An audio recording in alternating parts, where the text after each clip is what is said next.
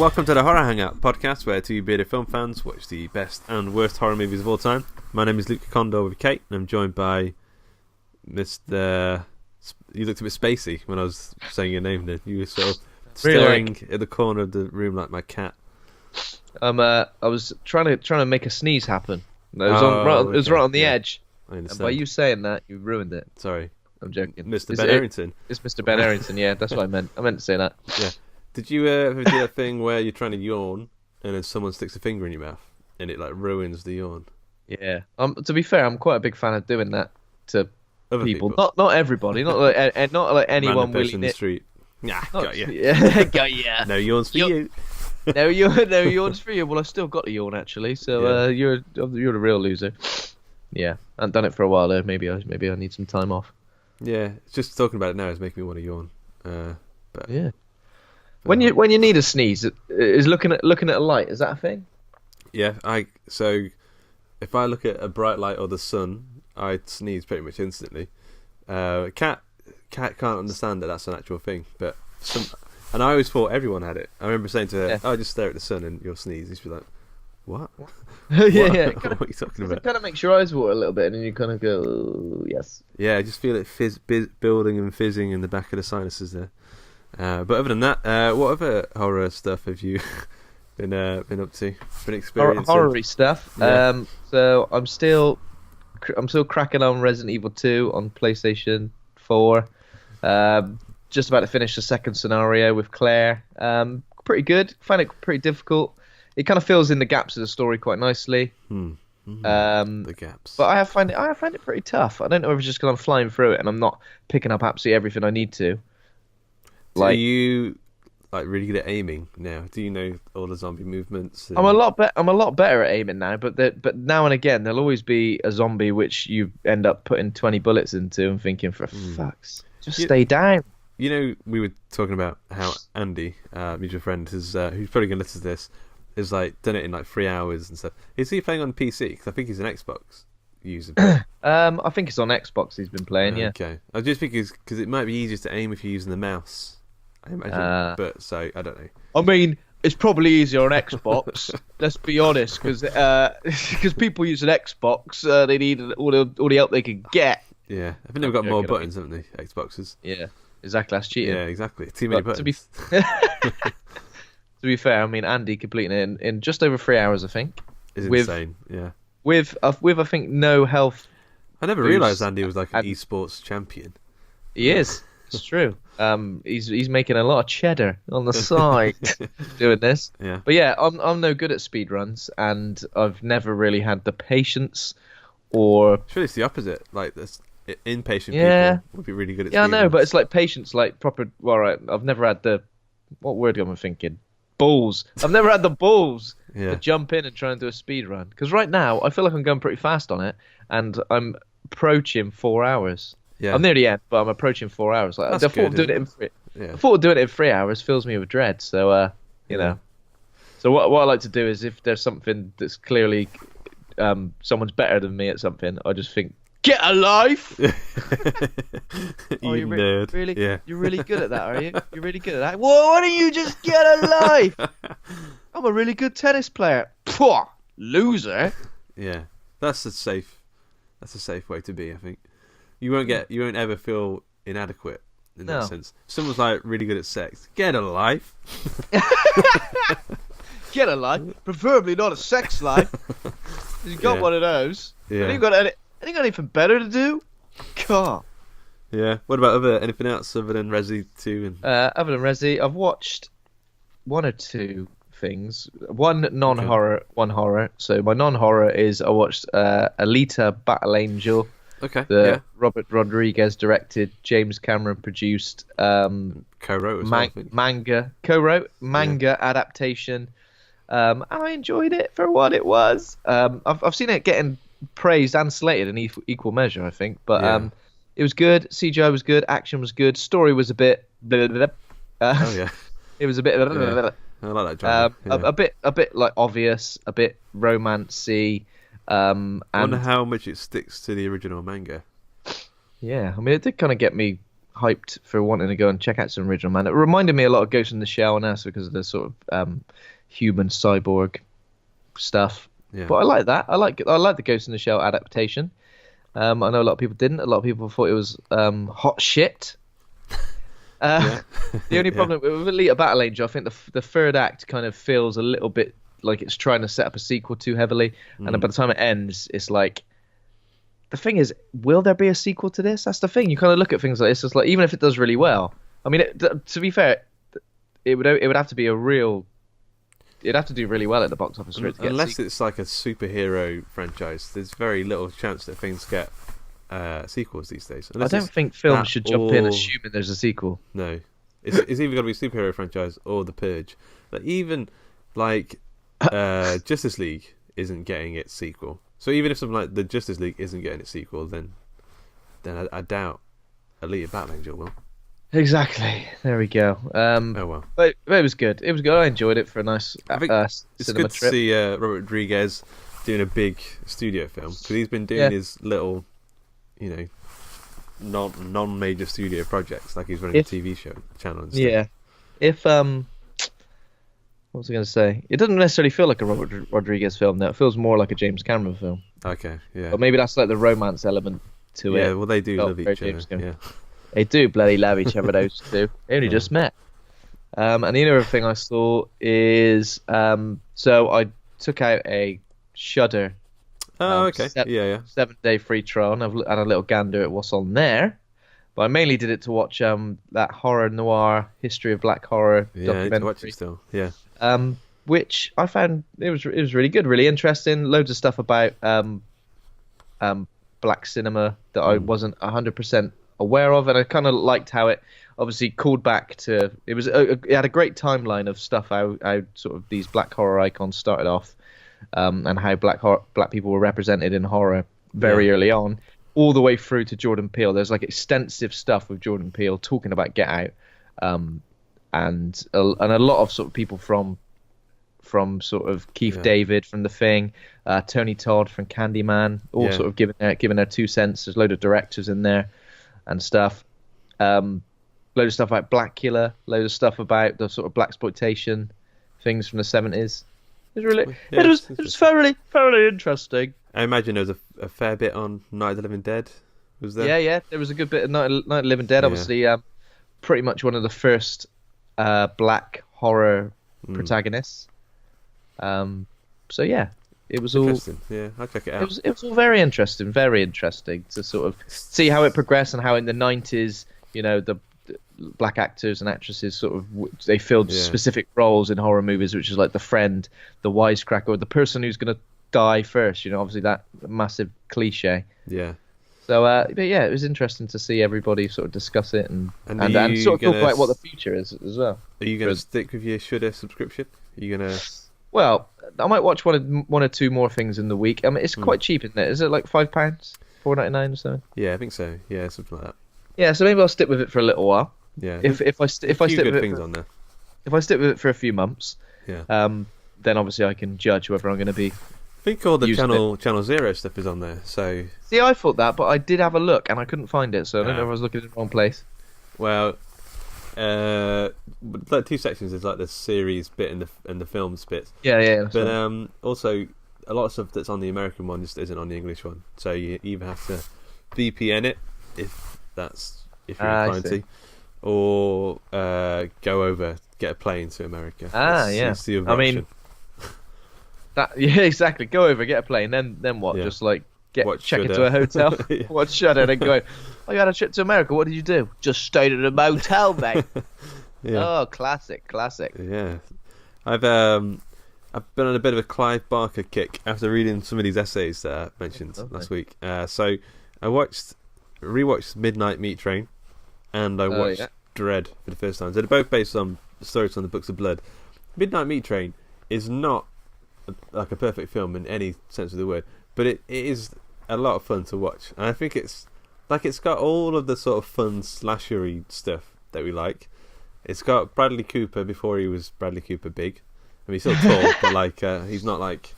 I think this is one of his first. Yeah, exactly. Yeah, and the main gist is, so Bradley Cooper's a photographer in New York, and he's trying to break into the art world, and he wants to explore the real heart of New York City. And as part of this, he starts to follow a guy who keeps getting on the people are going missing as he goes on this last train in the New York subway system as well.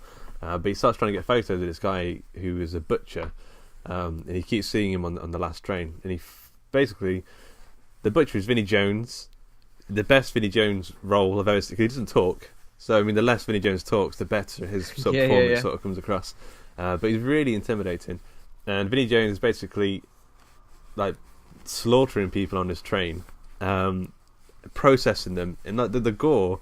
That's funny. The gore, some of it is very CGI blood, sort of splashes and the sort of nonsense stuff. But then there's a lot of like physical, practical effects as well. There's one bit when he's prepping the meat, so he's like shaving the hair, he's popping out eyeballs, taking teeth out and nails off, and it's really, really lovely to see. But then I don't want to spoil it, but like the big reveal is like what they're actually doing, and Bradley Cooper gets to see the heart of the city. If you've not read the story, it's probably one of my favourite Clive Barker short stories. And then Dread, the other one, obviously didn't have as big a budget, nowhere near as big. It feels almost like a studenty sort of film, but it's still worth watching. It's about a guy at college who puts on a research project about dread, and they interview people, and that's what he's scared of. And then this guy who has his own personal traumas starts to try to recreate people's deep-seated fears to push them to meet what he calls the beasts. And it's so, for example, one of them is a vegan to the point where she sees meat, she's sick, so he locks her in a room. This is a little bit later in the story. He locks her into a room with a piece of cooked steak, and says he won't let her out until she eats it. And then like a week goes by, and the longer she waits, the more maggots and stuff start to grow into this meat. So she has to eat it quick before it goes more and more disgusting. And it ends with her devouring this maggot-ridden, horrible piece of steak right down to the bone, just eating every single last drop. It's gross, but it's a fun little, if you like low budget sort of little horror stuff, it's worth watching. What year was that made in? I want to say probably 2010-ish. Okay. Yeah, but both of them are really worth watching. Midnight Meat Train, I think, is more fun, but the ending, like the final sting of dread, is pretty great. It's a nice little sting in the tail at the end of it there. Yeah. But other than that, I've not seen either of those, so yeah, they're good. Midnight Meat Train it's not as good as Candyman and that kind of stuff, but it's I actually think it's better than Hellraiser 2. Yeah. So on the scale of Clive Barker things, I think it's up there. Yeah. Interesting. And then it was today's film that we watched as well. Number 95 on IGN's top 100 horror movies of all time. Have you seen this before? Trick or Treat? I have not seen this before. I'm not entirely sure why. I've always been aware of it being a thing, but I've never seen it before. So this was a brand new experience for me.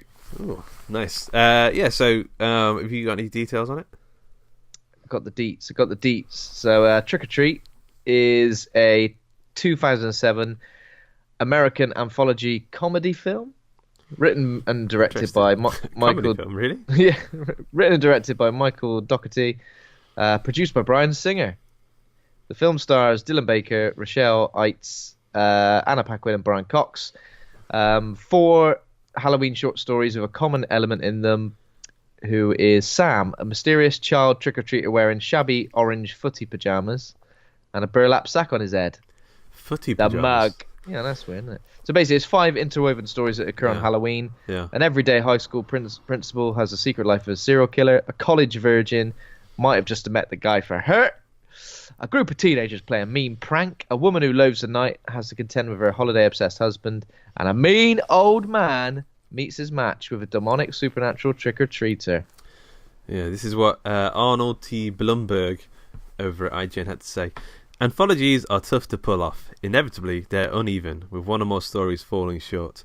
Worse, they're hard to present as anything other than a collection of tales, with the occasional perfunctory framing sequence that fails to unify them, except perhaps in general theme. And then there's this movie, which not only presents all of its creepy chapters as taking place in one particular Halloween night, extra credit for daring to tread on that holiday, but in a non-linear presentation that eventually rewards the viewer by lining everything up in seamless style. The presence of the mascot-like Sam only adds to the fun, as do delightfully disturbing appearances by actors like Dylan Baker and Anna Paquin. Thanks to this film, Halloween is no longer just a night that he came home. It's got 83% on Rotten Tomatoes, 6.8 out of 10 and IMDb. And it's, I mean, that character Sam pops up like on, we see like fan art of like horror icons now, Freddy and Jason, that kind of thing. I keep seeing Sam pop up more and more. He's definitely like infiltrated the horror iconography. Yeah, but it's that's true. What are your initial thoughts? So I'd always heard sort of a lot of positive things about this film, and you know, when you mention it, just when I mentioned that I was watching it, a lot of people sort of said, "Oh yeah, that's pretty good," if I remember right. Not sure why it passed me by. I guess I mean, how would you consider a traditional anthology? Because in terms of anthology, they're all linked by a lot of characters that kind of cross over. And are we made to think that this is taking place just over one night? Yeah, it's all in one night. And if you can see other characters from other stories in the backgrounds of some of the stories. Okay. If you know what I mean, like just in the. I noticed that a few times. Yeah. So for me, like it almost took me out. I mean, I know that's good and that's interesting and that's something that works well in terms of anthology, but it kind of took me out of it a little bit in terms of being a strict anthology with like different stories that were. Does that make sense? Yeah. It kind of took me out of it a little bit. I don't know why, and I think some sections of the film are definitely stronger than others. I wasn't always, you know, bang into. There was like a middle section of the film where I think I was really invested, but I think the start and the end, the sort of bookends, I kind of felt. I felt like it was a little bit weak or sort of aimless. I don't know, but it's also weird in the sense that most anthologies, they I think what you're getting at is they tell one story and then you move from those characters to the next one. Whereas this one kind of has like a interlocking thing. So like you'll have one scene from one story and then it'll go into the next scene of another story and then it'll loop back and finish the previous story and that kind of thing. So it depends. I think that's designed to sort of show that it's all happening at the same time. Yeah. It reminded me of, you know, sometimes when you're watching a TV show and you're really invested in like two characters and you're like, oh yeah, I'm enjoying this story. And then an episode goes to the... But then there's another two characters, even not always in another episode, but in the same episode, where something else is happening. And it kind of swings back and forth between the two stories sometimes in a TV show. I felt like that a little bit when you go to someone else and you're a bit like, oh, come on, just get away from... Like, I mean, it was there are a lot of super annoying cliches in this film, and I mean it's only like 12 years old, but I mean perhaps that was kind of the point, you know. But like I think the teenage girls and sort of how they acted and their sort of thing was a bit. I think it was definitely meant to be sort of the point. I think it was sort of Scooby-Doo-esque in the sort of the cartoonishness of it all, but I think that was definitely so that puts me off the film as much as it puts me onto it. So I can understand and appreciate what they're doing, but at the same time, it is a little bit cliche in the characters and the way it's coming out. I agree. I felt like it could have easily been like a kids' film if it was just if it was framed slightly differently and one or two moments of like extreme gore were removed or off screen. It felt a bit hocus pocus. Well, yeah. So this is exactly what I put down. So I'm like thinking it's like a graduation film for people who've been watching Are You Afraid of the Dark or watching Goosebumps, and now they're coming of age, and they're like, I need that, but with a few gory bits in to sort of ease me into full horror movies, like where actual people get beheaded and bigger stuff happens. But it's definitely that. I feel like the director was like, I want to make a whole season of Are You Afraid of the Dark in an hour and a half, and then we'll throw in some gore, Because like some of the sequences, it's like the one with the kids, especially.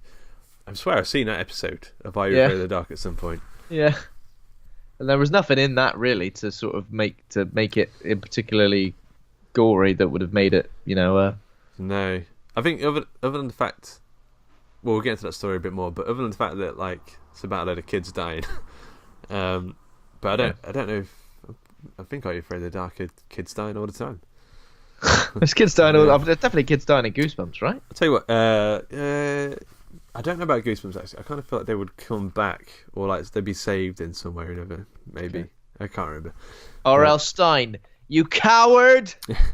Yeah. But it's very slick. This film, like the direction, the budget was obviously there.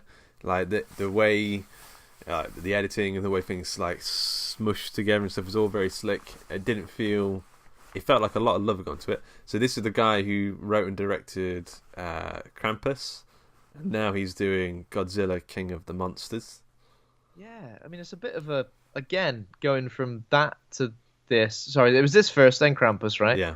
And then got like being given like a huge blockbuster. Yeah. CGI popcorn fest with like major stars in it, and that it's a bit. Yeah. Well, Krampus, I feel like takes on from this. Is a spiritual sequel to this quite nicely. Like it's that same sort of where it feels like it should be. It's like for people who are between 12 and 15, that sort of age group. It's like it's like a horror fairy tale as such, isn't it? Yeah. But yeah, so like you said, some of the sections in this film I didn't enjoy as much as others. Some of them I really liked, but. I don't know, I just feel like this is a good film to watch on Halloween. If you just got mates around and you just want to stick something on, it's pretty decent. Like you can't go wrong, really. Aye. Yeah. So, looking in the plot a bit more, we've got which story does it open? Oh yeah, so it opens with the guy who likes porno. That's what it's titled. It happens with the guy who likes porno. Yeah, exactly. So there's a couple. They've been out. We only find out later on that they've been doing some sort of parade or something. They're dressed in. Yeah, because it looks weird. Because it looks like two adults have just gone trick or treating. It does. Yeah. That's what I thought. I was a bit and like. And then they're going to watch the porno. Finish our sweets. The perfect Friday night, eh? So they've got home. The guy is like, "I love Halloween. It's the best thing in the world." And the girl is like, "I hate Halloween. It's the worst thing in the world." And they go, "Well, that's our differences. Opposites attract." Yeah. And then he's like, "I like to watch porno and have sex," and she's like, "I like to put away Halloween decorations." Yeah, I'd much rather. I'll tell you what really turned me on, mate. Making sure this lawn is tidy. Yeah. And it hasn't got any ghosts hanging off it, hanging all around it anymore. All right. So you go and give yourself the 5-knuckle shuffle. Is that what she says? I didn't catch that bit, but yeah.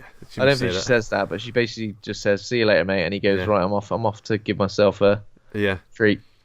And then I don't know how to describe this bit because it is what it is. She gets killed. It's a bit of a sequence where she's looking under things and she gets caught under a quilt and then it's been stabbed, but we don't see anything happen. It has that kind of late noughties effect where you just hear and then something will splash. Like there'll be a splash of blood on a wall or a splash of blood on a window normally. So this is against the inside of the quilt. Yeah. And then it's like some kids sort of see it happening, but they go, "Well, it's Halloween." Yeah. So clearly it's just someone mucking about. Yeah. But they run away, don't they? And then the guy wakes up. He's got like tissue stuck to his hand. Like, what? And then he runs downstairs. What's he dressed as? Because in my head he's dressed as a gimp, but I don't think he is. I don't remember him being a gimp.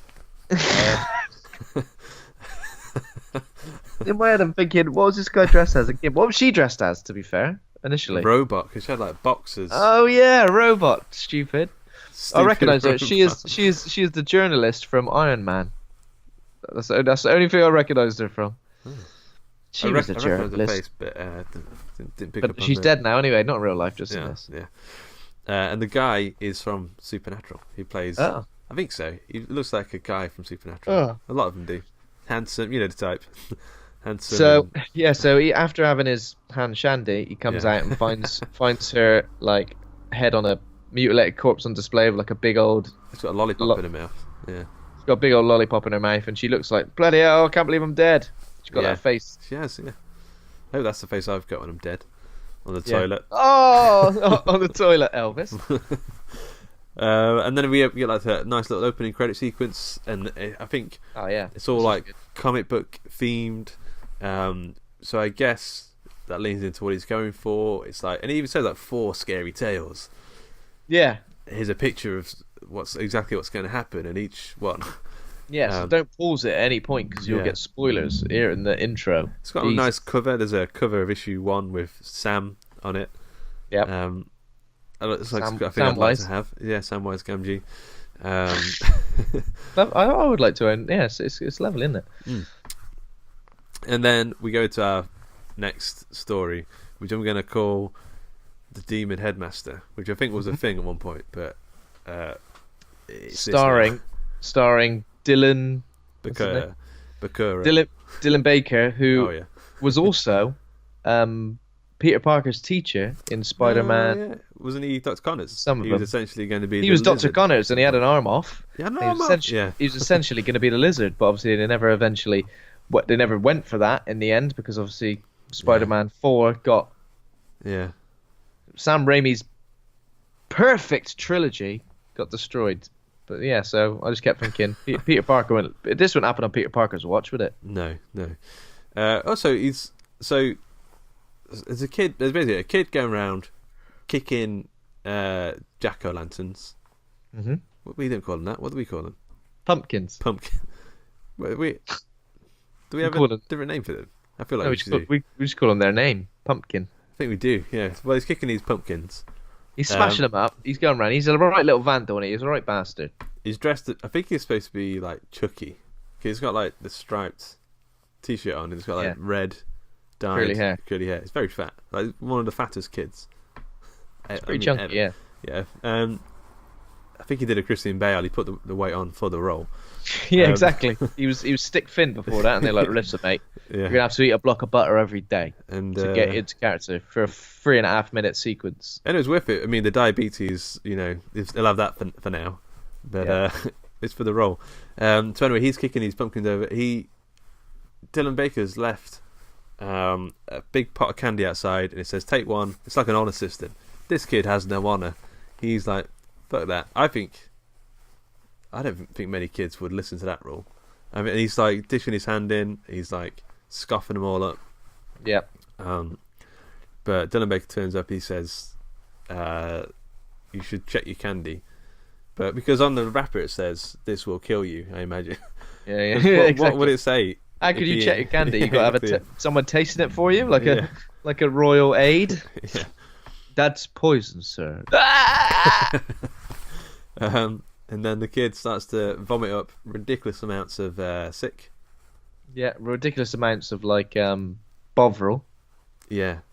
It's like he's had a lovely Bovril drink. It's just pure black.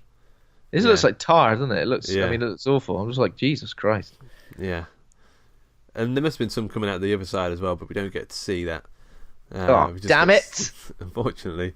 But the kid drops dead. There's a ludicrous amount of sick and blood all over the stairs. This is why I think he's maybe the worst serial killer.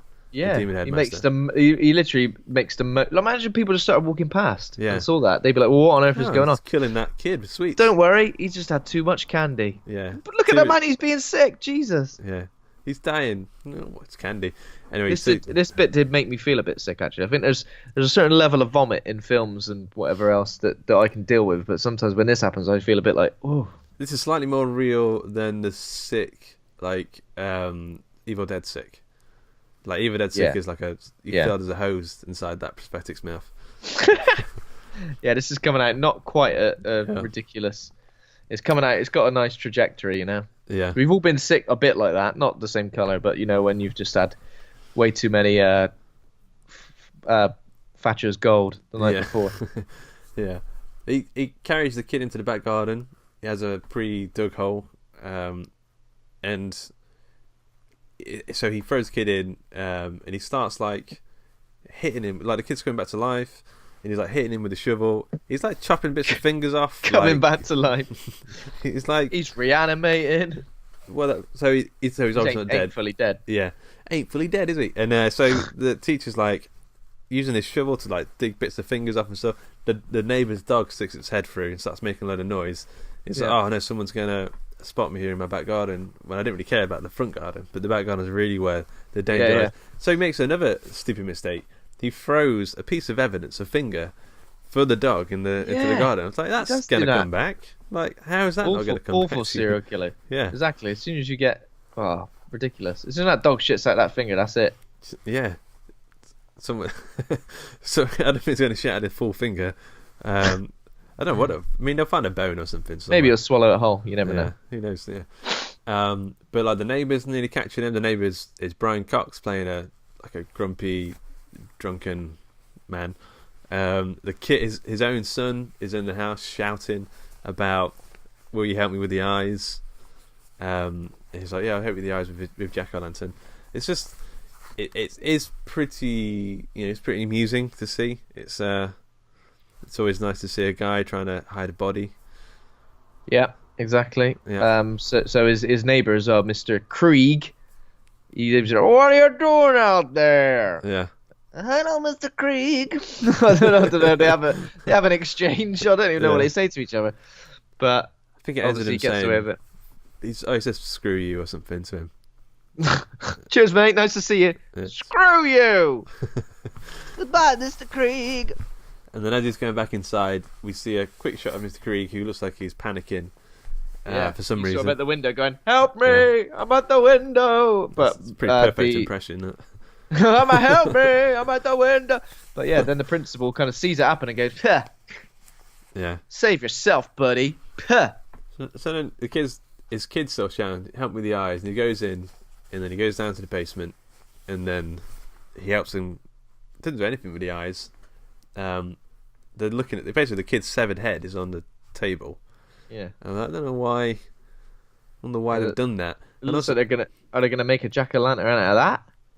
I thought that was the finished thing. It was like spinning around, the kind of severed head. The kind of well done, son sort of hug. So he's basically training his young son to also be a serial killer. But what's he going to do with the eyes? Like he's going to pop them out? Maybe pop them out. And... I don't know. Yeah. But that's the end of the Demon Headmaster. Yeah. And then the next story was about. I think we have like a little interlocking one here with a vampire drinking the blood of some girl in a parade. Yeah, some sort of like masked man just like drinking someone's blood and then maybe fingering her. No, I don't know. But yeah, that's like an interlude. But then the next story is there's like a group of young trick-or-treaters on there. Yeah. Whose names are Macy, Sarah, Chip, and Schrader. Hi guys, I'm Schrader. Paul Schrader. What's the guy who plays Ultron? Oh yeah, his name is. Oh, is it Paul Schrader? Oh, something, isn't it? Well, I've forgotten. Ultron Man. James Spader. That's the James Spader. Paul Schrader and James Spader in The Return of Ultron. So yeah, they meet Rhonda, who's like a big fan of Halloween. She loves Halloween, right? She's dressed as a witch. She's like, Halloween's all this. She's got all these facts about Halloween. Yeah. It's kind of Asperger's as well. That's what they say, I think. Yeah, she got that. She got it. She got it all, mate. She got that, and she ain't not just for Halloween. She got a hat. Yeah. Not just for Halloween. Yeah, they all travel to like a local quarry. We don't get enough local quarries in the UK, do we? No. There's like actually, no, I did grow up next to one. But it didn't have like it didn't have no, we don't get any local. I did grow up next to one, and I live next to one now. And everywhere I've lived next to a local quarry. Yeah, well, there was one, but it didn't have the. So this one has like an elevator, and to get down to the base level, and all it takes is for a kid to jimmy with the wires for it to work. Yeah.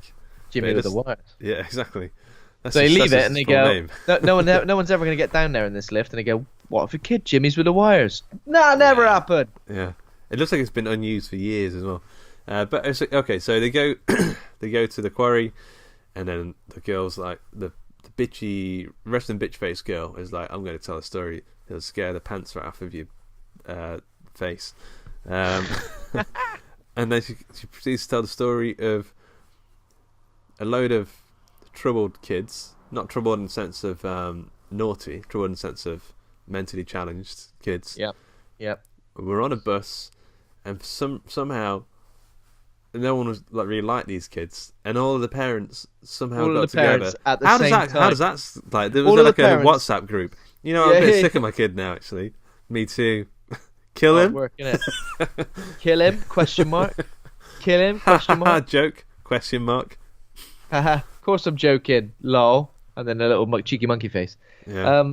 So they all the parents get together and they paid a bus driver to dispose of them. I feel like, how much is he getting paid for this? Horrible. Mass murder of like 8 kids. Yeah.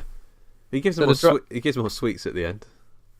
Yeah, I mean that's just like, just get it over and done with, innit? If don't waste time with the sweets. Yeah. So something weird happens where like he does. One of them gets. So he's going to drive the bus into the bottom of the quarry, and all the kids are going to drown, and that'd be done. But one of the kids, his mutant power is that he can get out of any handcuff or anything. So he slips out. He moistens his arms and slips out, and then he drives the bus with the bus driver on it into the quarry. Straight off the edge of the quarry. It's like, what are you trying to... You idiot. Yeah, that's what I was trying to do in the first place. Yeah. Yeah. That's like wrestling a gun off of a killer's hands and go, I'll do it, and then shooting yourself in the head. Yeah. It's like doing that. Or someone's mugging you and you just go, and you push him off and you just go, right, that's it. Just take it. Take it. That'll show you. What do you do? Wait. I'm kicking my ass. The exact same. I'm kicking my ass. Do you mind? Yeah. So it's just like what you were trying to do. I'm just going to do it for you. Yeah. So basically, the end of this urban legend is that everyone died in the crash. Except the police. Bus driver. Except the bus driver. He crawled out. He didn't bring any kids with him. Mine's selfish. No. Yeah. But he gets away. Maybe with no money, but he definitely doesn't have his sweets anymore. So then they go on the lift. They Jimmy the wires. And then they go into the lift, 3 of them at a time. The first 3 go down, and they leave Rhonda, our underdog in this little group. So so basically they say they're going to give 8 jack-o'-lanterns as tribute to the dead kids. Yeah. I don't think the kids want it. They don't want why would they? They're dead. Like. Yeah, but exactly. Yeah, but it all turned out to be a big ruse. They playing a big scary prank on Rhonda. They pretended to be zombies. You know, we've all done it as kids. You know, put that much effort into anything. Yeah. So Rhonda obviously goes ape shit, runs away screaming, and then they obviously all go, "Hey, it was just a joke. We're not really zombies. Look at that." Yeah. And then one of them kicks a lantern into the quarry's lake, and then the quarry lake, and then the actual zombie children come up. All the dead kids from the school bus, all with various masks and Halloween costumes on, like they did have it on the bus earlier. Yeah. But yeah, they sort of all chase all the kids to the elevator, but Rhonda just gets in the elevator on her own and leaves them there. Yeah, as she's about to go to the padlock, her hand goes to the button instead. She goes. Yeah. And then she sort of takes on the resting bitch face as she's leaving. She becomes the soul of the resting bitch face girl goes into her. Exactly. There we go. Yeah, I kind of feel like as she was presses that button, you know that thing with the 8-bit sunglasses comes onto her face and the Snoop Dogg. Yeah. The Snoop Dogg. It was pretty much that. Yeah. And you don't see the zombies kill the other kids, but you kind of just hear them screaming, so you assume that they're getting the. Yeah, you hear some splattering noises and. Shit like that. Yeah. Oh, Martin. Yeah, you get that kind of stuff. Martin. And while she's leaving, we see Sam, who is the little Halloween dude with a little sack on his head and a little baby. How old do you reckon this kid is under here? Judging by his hands, he's got the very thin fingers, but they're thin and long. So it's difficult. I would have said. I reckon he was like 5 or something. Oh, 8. Okay. Oh, okay. Well, I don't know kids. You've got you understand. I don't know kids. I mean, I've seen kids, but I don't know kids. I've got no reference for the how long their fingers should be. Well, per luckily, age. I've got a child's hand chart on my wall. So all I did was I was watching the film. I looked over at the chart briefly. I went 5. Yeah. And it had like one with the baggy sort of thing on it as well. So that's the right one. That's the perfect one. Exactly. Yeah, Sam just sort of wanders about. Yeah. Hey up. All right, love. That's the end of that story. That's the end of that chapter. Sam has the voice of Pee Wee Herman as well. Hey! I don't think I've done it since the last time I did it, so it's going to be difficult. When was the last time we did it? What were we talking about? It was. I don't remember, but it was definitely on one of these episodes where I was doing the Pee Wee Herman voice. Yeah. It's the only time it comes out. I don't think I could do it when I'm not on the podcast. If you just saw me on the street and said, do the Pee Wee Herman voice, I'd be like... I'd do like... Oh, yeah! All right! I think that's it. I'm not sure. Yeah. I'm not even sure if that's it anymore, Luke. It's good enough. I never really watched the Pee Wee Big Adventure movies, so... me neither. It's right enough for me. It's weird, isn't it? So then we kick off into, I think, the weakest portion of the evening. This is kind of like... This is the weakest portion of the evening. This is like you've just had a all right starter. Yeah. And then what was that? The last one? I don't know. Maybe, but maybe you get 2 mains. You get 2 mains. That was 1 main, and it was all right. Yeah. And this next main is basically like I kind of saw like the twist coming from the get. Yeah, I kind of thought something was going down. I mean, not necessarily that exact twist. Yeah.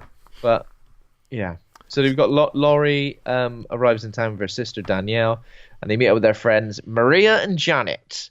Oh, hey, I'm a hip young teenager called Janet. Of course you are. Yeah. That's a very 90s teenager name, I think. Janet. Yeah. Janet. So Laurie is played by Anna Paquin, and she's dressed as Little Red Riding Hood. The rest of them are dressed as various sexy fairy tale. Well, they've got like a Cinderella, a Snow White. Brave. A brave. Yeah, so obviously one of them's like, Anna Paquin's like, I want my first time to be special. She's playing a teenager. Anna Paquin's got to be like 35 in this film, surely. Yeah. She's just perpetually like a teenager, it seems, in whatever. And the other girls are kind of like a little bit, they're a bit confident. They're like picking up guys and like saying, come meet me at this place. It's going to be great. Yeah, and then... So the sisters all go off to this place. I think it's called Shepherd's or Lamb's Point or something. Is that really what it's called? So it's one of there's something so like on fucking stupid. Yeah. And then she's like, I'm running late, but I found a stalker now, so I'll meet you there. But this stalker guy, the leather gimpy vampire guy, is he actually a vampire? Because Assassin's Creed. Yeah, Assassin's Creed guy. No, he's not an actual vampire, is he? Because they take his fake fangs off. Yeah, but he kills someone earlier in the film, doesn't he?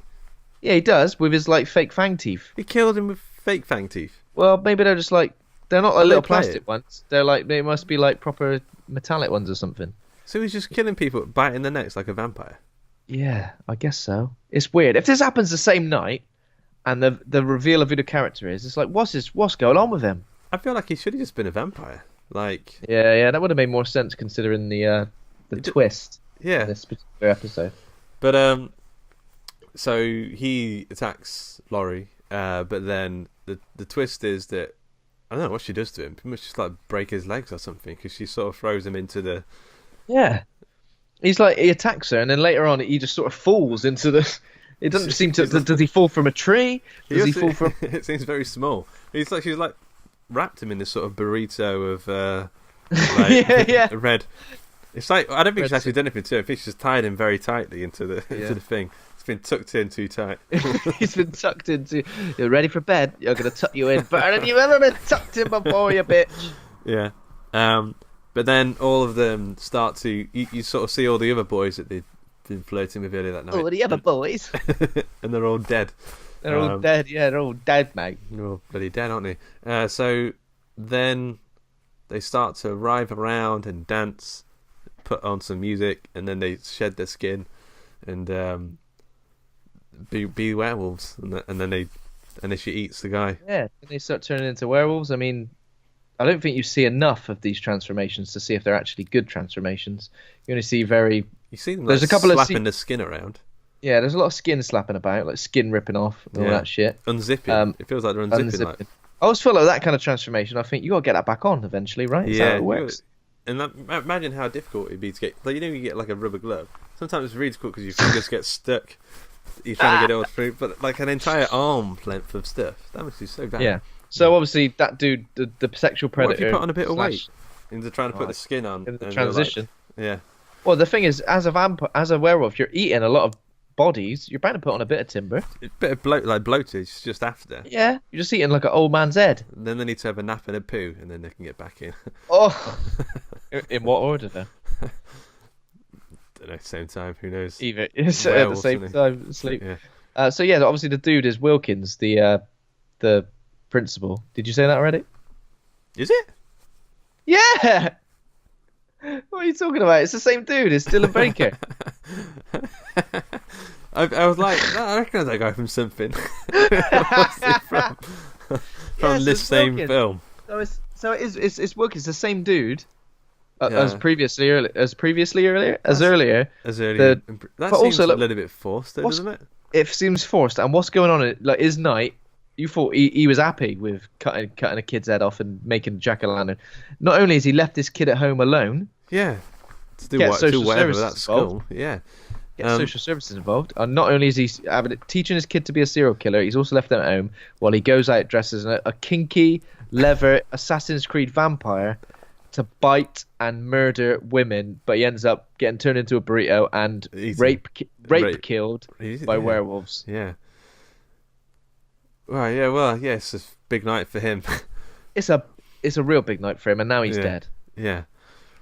Oh, well, yeah, that makes sense, but it does seem a bit forced. I think maybe that's why I was like, it's not the same guy. Surely not.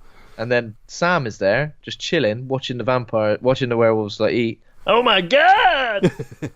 Yeah. And then he goes off for the final story involving Sam. So basically, Sam is like this spirit of Halloween, and if you don't follow the rules of Halloween, he comes to kill you.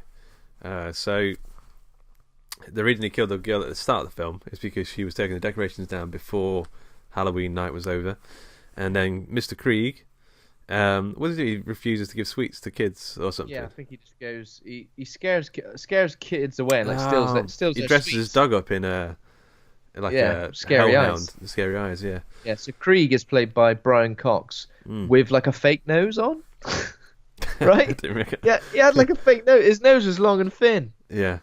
Because usually he looks like Sam Allardyce, but he looked nothing like Sam. He looked nothing like Sam Allardyce at this point. He had long hair and a long, thin, weird lemony snicket nose. Interesting. I've got a bit of trivia about that. But yeah, so what about Sam Allardyce? Yeah, yes, interesting little tidbit in there. But great. So Brian Cox, he steals his candy and he starts to eat a chocolate bar. Puts it on his table, and he's like, who eats half a chocolate bar? It's unnatural. Also, he doesn't check his candy to see if this will kill him or not. Yeah, exactly. His next door neighbour is poisoning it. He's got to be more vigilant. Exactly. Yeah. So then he gets, I don't know. Then he goes outside to see what all the noises are occurring. That's from earlier in the film. Yeah, so we get a nice little crossover there. Yeah. And he comes back in. It's earlier in the film, but like in terms of the timeline, Sam as basically goes to his house, but at the same time, like not like earlier, Wilkins was in the garden, and then Wilkins managed to go out and rape and kill people and bite people's necks. Well, I guess this says earlier, doesn't it? I think when this one starts, right, okay. I think this says the earlier one. So maybe in terms of the timeline, the werewolves thing is the last. One. That's the final. Yeah. Okay. So then so Sam's in the house basically. The dog doesn't. I don't think the dog. Oh, what happens to the dog? I think you think the dog maybe gotten, but then you don't actually see it gotten, I'm not sure. or ever again. I'm not too sure. But anyway, so it's a big sort of scrap between Sam Brian Cox. Brian Cox has got like a shotgun. Yeah. And he's like blowing. And so obviously we see Sam unmasked as this evil pumpkin-headed monster child. Yeah. I mean, before that, I think he cuts off his hand. Well, he shoots him, doesn't he, in the head? Or something, and then he cuts off his hand and all this stuff, and the hand starts moving on its own. So that's the first time we think, oh, Sam's supernatural. Well, something supernatural about this guy. His hand's moving on its own. He's so supernatural. Yeah. Also, like, there's a lot of fun stuff. Brian Cox falling down the stairs, getting his hand like cut on the glass sweets or something. Glacier mints, I think it is. Bloody God, cut me out on the glacier mints again. That always happens. Yeah. Sweets are used like as weapons a few times in this thing. Mainly by Sam, isn't it? I think. But also, like, he has his lolly, and then he bites it, and then that's how he gets his weapon for earlier in the film. Yeah. But then Sam comes back to life, and he's about to kill him with a lolly. He stabs him, then accidentally stabs the chocolate bar, half-eaten chocolate bar that I'm going to say Sam Allardyce, Brian Cox didn't eat earlier in the film, and he eats it. He looks. It reminds me of like Mowgli or any sort of like 80s creature eating something, where he does like a hand behind the thing, behind the mask, like munching on the thing. There's no actual like eating happening, just like pressing. Just pressing the chuck, squishing it up. Yeah, and then that's him sort of. He's like, so it's almost like because Krieg is like in a way he's offered him candy. He's like, you've done alright by me on the Halloween rules. You've done alright in my book, so I'll see you later. See you later, kid. Yeah. I wish you talked like that. Bro. I wish you talked like Ronnie Cray. You've done alright in my book, mate. So I'll take it. I'll take the chocolate bar, and hopefully me and you won't cross paths again. See you later. Yeah. And then he cracks 2 cans of Foster's together and walks off. Stone Cold Steve Austin. Yeah! Alright! And as he leaves, the final bit is he stops and he looks across the street and he sees the woman taking down decorations from the start of the film. So that's how he goes, that's it! Cracks 2 cans together again. He goes, I thought my bloodlust was satisfied, but no! Yeah. But we get like a final sting. We realise that Brian Cox was the bus driver found earlier in the film. And the kids... He was burning photos, wasn't he, in the fireplace of him with all the kids. All the dead kids. He waited a while to do it, didn't he? Yeah. Maybe the Sam thing, he was like, maybe this is to do with that. I don't know. Better safe than sorry. Who knows? But the kids all turn up. I think he's ready to give them candy. He's like, yeah, I love Halloween now. Because otherwise I'll get murdered. Even though I've been stabbed in the leg. And I've got glacier mint sticking out of my palms. And then he gets murdered, I guess. I don't think we see it. Yeah, and then so the zombie kids turn up. Trick or treat. I don't know if they even say that. But yeah, then the film ends, and obviously we see these final comic book light shots, and I think in the comic book light shots we see him getting destroyed. Nice, and that is the film. So, trivia. That is the film. So we'll warm you up nice and easy. Number 1, the character Sam was named after what? It was named after Samwise Gamgee. Is that your final answer? It was named after Sam. Oh, I don't know. Yeah, Samwise Gamgee. Why not? Okay, correct. No, well, the name of the character Sam is derived from Samhain, which is the ancient Celtic festival of the dead, which Halloween is derived from. I'd have never got that, mate. This podcast could have lasted for another year, and I would have gone. By a couple of days in, you could have. I'll let you Google it. Oh, you let me Google it? Yeah. Well, then that's too easy, isn't it, mate? Yeah. Give me a challenge. God. Number 2, how many pumpkins were harmed in the making of this film? God, loads. 28. 0. Most of the jack-o'-lanterns were made out of either foam or ceramic. An on-set joke was that no pumpkins were harmed during the making of this movie. What a load! Cowards! Trying to make a Halloween film. That's not the Stanislavski acting method. You can't make a Halloween movie without smashing a few pumpkins. That's the rule. Yeah, them's the rules. That's what Martin Scorsese's always going on about. Number 3, this is related to the thing. So which horror film director was Brian Cox's character based on? Which horror film director was Brian Cox's character based on? Was he based on Wes Craven? No. Was he based on John Carpenter? Yes. Oh, okay. There's also another nod to John Carpenter. Did you spot it? Some fog. Okay, maybe there's another nod on top of that I was going for. In fact, There's there's a few. Was it a killer car?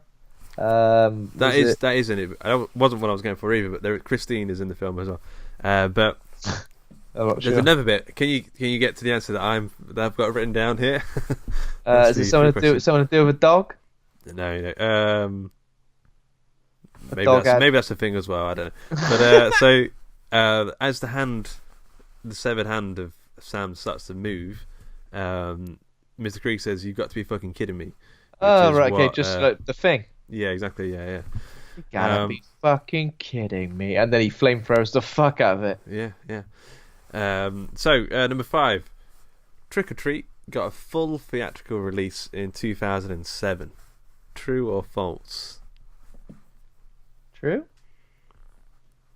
False. So it was slated for a nationwide theatrical release in 2007, but was pulled from release and shelved for 2 years. It was then released straight to DVD in 2009. So it's supposed to have a big, uproarious thing, and then it got shelved. Oh my god! Yeah. Well done.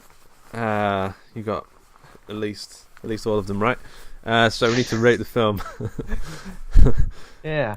I don't know what you're going to go for. I think you're going to go for a C here. How dare you try and work out what my system is, all right? My system is a very meticulous system based heavily on film criticism, film study, and feelings. And feelings. And I am going to rate it C, but... Are you really? I was thinking C. Okay. So I was thinking C, because it was pretty middle of the road for me, and some bits were pretty fun, other bits not so much. As I said, it did feel like a Scooby-Doo film. Quite a lot of cliches, but sometimes, when things are cliche and they know it, if you're cliche, that can be to a film's benefit, but this just felt a little bit... Stayed. I wanted a little bit more, and especially with the ending... The final story, sorry, I just felt like it kind of just went on and on and on. It didn't feel to me like, and the big reveal, it was rather than feeling like a big reveal to me, it was a bit like a, right. Yeah. Also, there we go.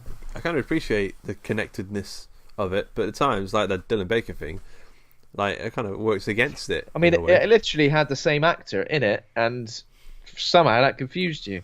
I get confused quite easily. Wait, was he really the vampire? Wait.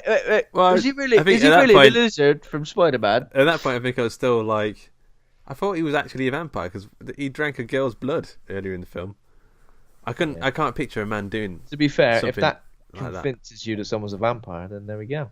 Yeah, that's all I need. That's all you need. Yeah. I'll have a lovely bit of blood there. Vampire. C, okay, interesting. Well, I went for a bit higher. Went for a B minus.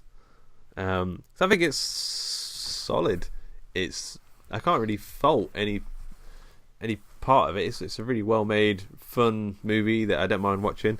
It doesn't like blow me away. So it's not a blow me away B. It's a blow me away B minus. A blow me away B minus. It's a blow there me we go. B minus. Blow me minus. Yeah, I think that's probably fair. But you know me, I'm a cynical old man. You know me. I know you. You see. You know me. You predict it, but can I just ask you? Don't try and predict my score again. Prior to me, because it makes me when I say my score, I feel a little bit like embarrassed. Why? I'm joking. But I'm joking. But he's serious as well. Yeah. I'm joking, but I'm deadly serious. Okay, that's noted. I've noticed you're wearing orange. Is that because you for trick or treat? For trick or treat. Yeah, exactly. Okay. One more thing. Yeah. One more thing. It was suggested to us on Twitter. You can follow us on at Hawk and Cleaver Twitter. and you can tweet us stuff about Horror Hangout. You can also join the Horror Hangout Board of Advisors Facebook group by searching Horror Hangout Board of Advisors. Anyway, someone on Twitter suggested that we should watch One Cut of the Dead.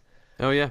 And do an episode on that. So tell me, what do you know about that, and would you like to watch it? I would like to watch it. I think is it on Prime at the minute? I'm not too sure. But there's a bit of furore about that where Amazon had put it on Prime, or someone had put it on Prime, and it had nothing to do with the actual filmmakers or anything. Like, they had no right to do that. They were just streaming this illegal version of it. But the problem is that I know someone spoiled the twist for me, so I'm a little bit like dubious, as I'd like to forget the twist. But but I don't mind. What do you want to leave it a few weeks to forget the twist, or what? Would you think you'll never forget the twist? I'll never forget the twist. That's the problem. But yeah, I'm up for that. It's either that or the next on the list is The Conjuring, and I've seen The Conjuring quite recently. So yeah, let's do One Cut for the Dead. So let's do One Cut for the Dead of the Dead of the Dead. Something of the Dead. Yeah. Yeah, and we'll do that, and then we'll watch The Conjuring afterwards. Because I watched The Conjuring fairly recently as well. Yeah. Cool. And I'll probably give that a C as well. So. hey, don't you be? I'll tell you what you're going to be giving films. Whoa, giving films a rating 1 week ahead. Listen to this then. You ready? CBA ABCAAB DDR. What's the R? That's basically the next 15 episodes. I've just rated them there. I don't even know. Come back to it. Do you know what the films are, or are you just? Come back to it. Come back to it in 15 weeks' time, and realize I want talking shit. If in 15 weeks' time you suddenly rate a film R, and I'd be like, what? Yeah. What's the R for? It's raunchy. It was raunchy. It was really scary. It was really, really scary, and I could not watch it. So I had to give it an R because I didn't actually even watch it. Yeah, so we'll do One Cut of the Dead next week, which should be interesting. Okay, cool. Right, this show is brought to you by Hawk and Cleaver. Head over to hawkandcleaver.com. Become a patron over at patreon.com/Hawk and Cleaver. Thanks to Kovac Kalman for our theme music. Thanks to Acast for hosting the show. Thanks to the listeners. If you enjoyed the show, please consider giving us a rating and review in iTunes, and remember to hit subscribe. And thanks to my co-host Ben for being a right or a dude. All right, dude. Cheers. Thank you very much, Luke. All right. See you in a bit. Bye. All the best. Bye.